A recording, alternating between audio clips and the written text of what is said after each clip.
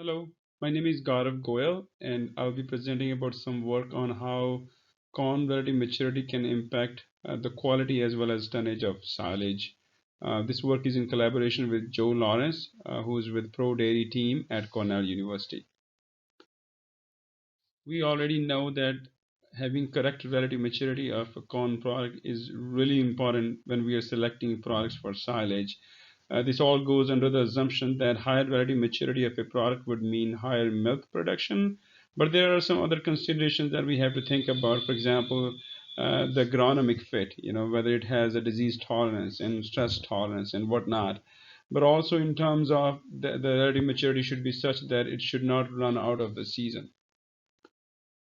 So we did this study considering two main objectives, and one of them is how the chopping moisture of corn silage impacts the quality and tonnage, but also if we change the relative maturity of a product from a normal relative maturity to low or high, how does that impact quality and tonnage? So we did this study by analyzing the data that we collected from Bayer, basically years 2016 to 2020, on all the silage trials that have been done in US and Canada that included all the our own Bayer brands compared to our competitors.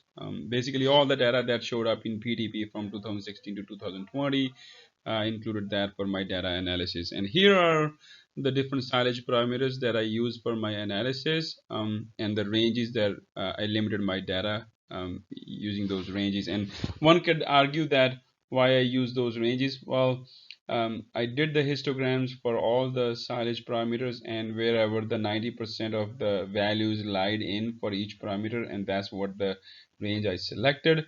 Um, this helped me limit the data by removing the outliers. So that's why I did it.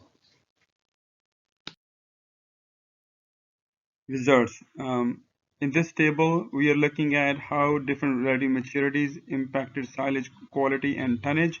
So 85 versus 80 tells you that products from 83 to 87 day and so on. And zero point 0.8 in the first cell tells you that 85-day products compared to 80, they out yielded by zero point 0.8 tons and so on. So this was all done at 65 to 68% moisture because that is appropriate moisture. And what I'm finding is that as you increase in the relative maturity, the tonnage goes up. More so in 95 to 90 comparison, where 1.1 tons were observed. And I can only speculate that we have a lot of really good products across Bayer in 95 maturity, and that may have led to that. But when you look at different quality parameters, not a huge difference was seen, except milk yield, which is also you're looking at 400 to 1300 pounds difference between maturities. Not a huge difference, but still good enough for people to take a look at. When you look at 69 to 72% moisture, because some people may chop their silage at higher moisture because they have a lot of inventory to go through, you are seeing similar trends where increase in tonnage as well as milk yield was observed. What happens when a customer decides to grow a product that is higher relative maturity than normal and he has to chop it at incorrect moisture because he has a lot of inventory to go? So in this table you have two rows. Within each row of silage parameter, the row labeled same shows it was chopped at 65 to 68% appropriate moisture, whereas the row labeled different shows that higher relative maturity product was chopped at 69 to 72% moisture and compared to a lower relative maturity which was chopped at 65 to 68% moisture. So the advantage that one gets by going to higher relative maturity in terms of tonnage disappears pretty quickly, both in terms of tonnage as well as the quality, and it also shows in milk yield.